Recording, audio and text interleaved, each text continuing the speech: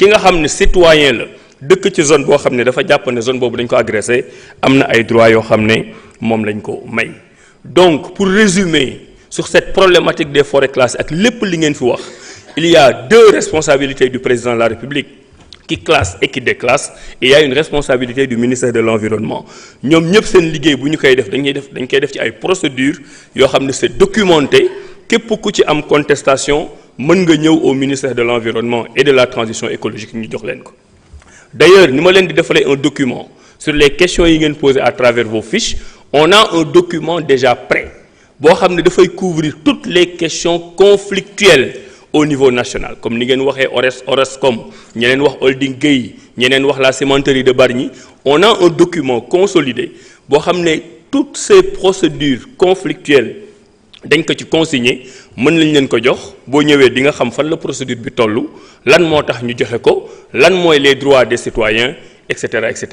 may préciser rek ne récemment ci mois d'octobre bi dans la zone de Kédougou bu ma juumul avec Sabodala Gold Operation am nañ un important projet boo xam ne société bu am doole boobu da ko teg, mais population yi bi ñu demee en audience publique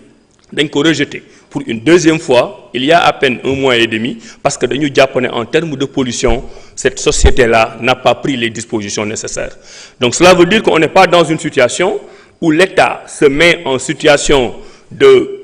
connivence avec une entreprise pour fouler aux pieds les droits du citoyen sénégalais. Dans toutes les étapes de la procédure, le citoyen sénégalais a la possibilité, il a la capacité juridique de s'ériger en barrière en utilisant des arguments pertinents qui peuvent être travaillés, utilisés par les services du ministère de l'Environnement boo xam ne mën nañ ko ci jox dëgg. Beneen pàcc bi ci tegu nga xam ne tam question yu bari dañ ko ci dëxëñ mooy mbirum daay, mbirum feu de brousse bi. Ñun avantage bi ñu am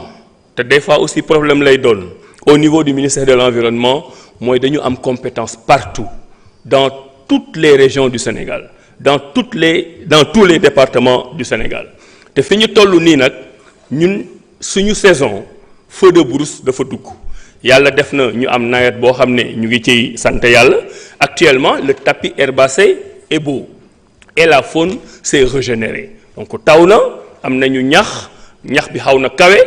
Instant bii nag la ñuy tolloo bi ñu toll nii ci la ñuy commencer dugg ci période bi nga xam ne mooy période daay. Donc loo xam ne bu saison ñëw la comme saison des pluies bu ñëwee mënoo ñaan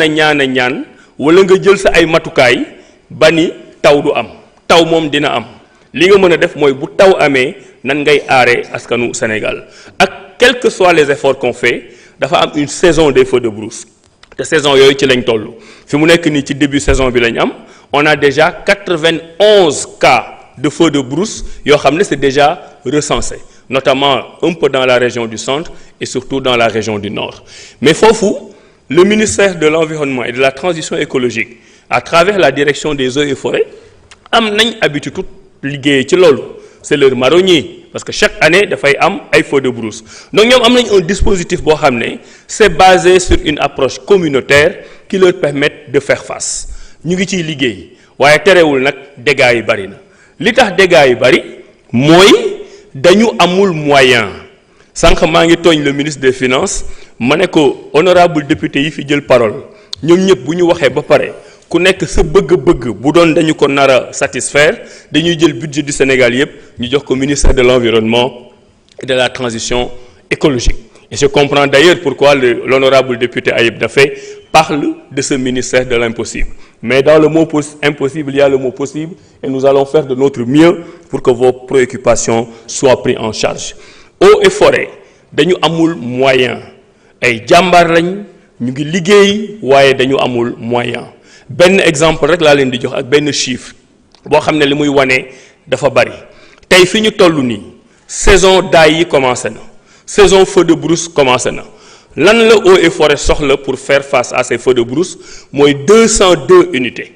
Mooy 202 unités mooy unité bi dina am au moins citerne ak ñu koy dawal. Sur les 202 unités moom la ñu soxla 63 lañ ci am.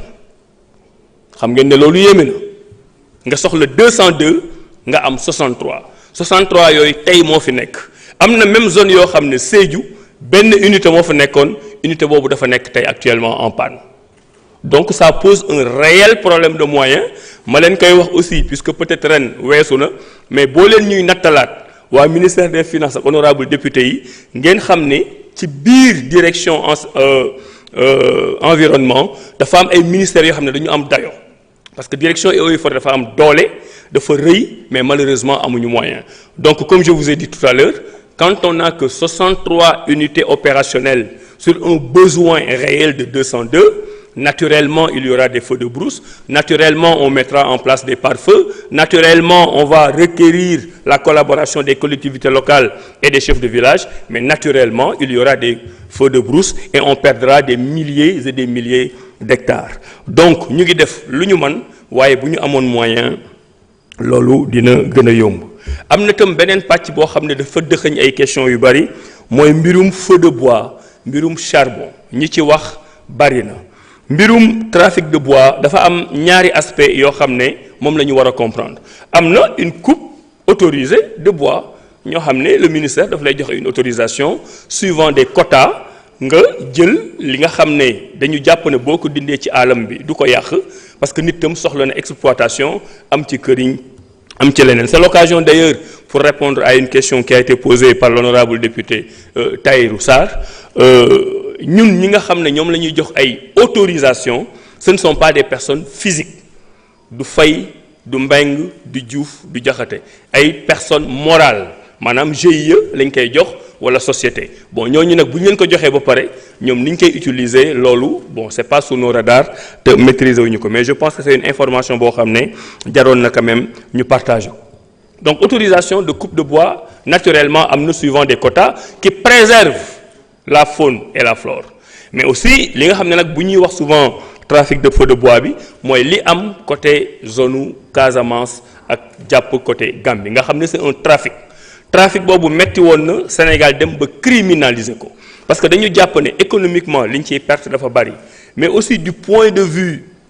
de la gestion de l'environnement li ñu doon perte dafa bari mu poser nag ay problèmes yu bari parce que ce sont des bois yoo xam ne ñu ngi nekk dans la lisière de la frontière avec la Gambie gars yi dañuy ñëw li ñuy def bu ñu paree retiré wu dugg biir Gambie nga xam ne doo leen mën tey mu am des conséquences économiques désastreuses sur l'économie de la Casamance et l'économie du Sénégal de façon générale ñu jël ay décisions wax naa ko sànq première décision bi c'est la criminalisation mais criminalisation bi dafa am ay limites parce que si statistiques yi nga xam ne moom la ñu yor mooy waa Eaux et Forêts bu ñu defee liggéey bi ñu war a def ba jàpp ñi ñu war a jàpp y a que 6% des dossiers qui finissent au tribunal 6%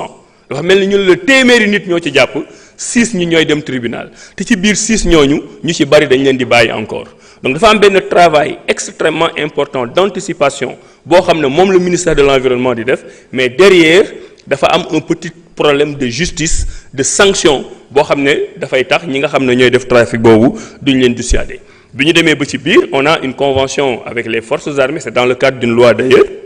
et toutes les forces de défense et de sécurité qui travaillent avec les services du ministère de l'environnement pour mën a gérer cette question de trafic de feu de bois donc chaque fois bu ñu waxee loolu xam leen ne am na ñu nekk ci yoon parce que état moo leen jox autorisation pour ñu traiter mbirum coupe de bois mais am na ci trafic boo xam ne ñu ngi ciy liggéey mais on ne parvient pas encore à régler ça bari na question aussi yoo xam ne dafa dëxëñu c'est le péril plastique am na ku ne Kaolack booy dugg plastique bi moo lay teeru booy génne trafic bi plastique bi moo lay gunge waaye defe naa dëkku Sénégal yépp noonu lañ mel donc c'est un problème important te ñépp xam nañ plastique puisque plastique du gaaw a seey du seey bu nekkee ci suuf du seey bu nekkee ci ndox bu ñu koy continuer di ko utiliser comme ni ñu koy utiliser dafay porter préjudice aux générations futures may rappeler ne environnement lépp lu ñu ciy wax rek dañuy fàttali di fàttali suñu bopp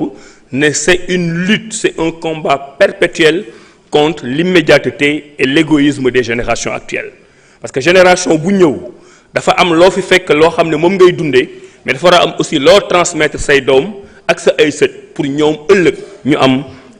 lu ñuy dundee donc plastique boobu Sénégal jot na ci depuis 2020 ñu am une loi sur les plastiques coow li bari lool mu doon une loi boo xam ne sur le principe je pense que ñëpp d'accordoon nañ ne ni ñuy utiliser plastique ci Sénégal dafa jéggi dayoo mais le problème mooy que 5 ans après le problème des plastiques n'est pas encore réglé ñu bëri ci yéen wax nañ ko léegi le problème mooy lan moo tax ñu am une si belle loi mais qui ne parvient pas à être appliquée. Pourquoi Sénégal yi am conscience sur le fait que plastique bi baaxul mais ñu def une loi te loi boobu kenn du ko appliquer. Récemment ànd nañ ak président de la République dem Rwanda on a essayé de faire une comparaison dans le domaine parce que Sénégal xarañ bi ñu am ci élaboration loi ak ay normes sociales sur le plastique nit ñi dañ ko xam ba un Sénégalais d'ailleurs la ñu pressentir pour mu diriger ces négociations internationales. On s'est posé des questions très simples très simples. Rwanda am na loi sur la plastique Sénégal am na loi ci plastique ratifié nañ bu Rwanda ratifié nañ bu Sénégal boo demee Rwanda doo fa fekk benn plastique buy taxawaalu ci mbedd bi boo ñëwee Sénégal foo tourner da ngay gis plastique boo xam ne mu ngi taxawaalu ci mbedd bi lan mooy la différence de ce point de vue entre le Rwanda et le Sénégal c'est la question d'une discipline collective qui fait d'une indiscipline collective qui fait que ñun li nga xam ne moom la ñu jàpp ne moo baax ba ñu bind ko mënuñu ko appliquer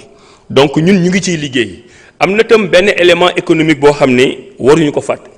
parce que état dafay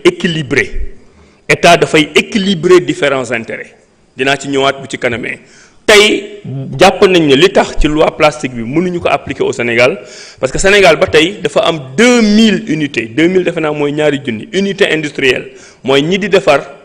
ndox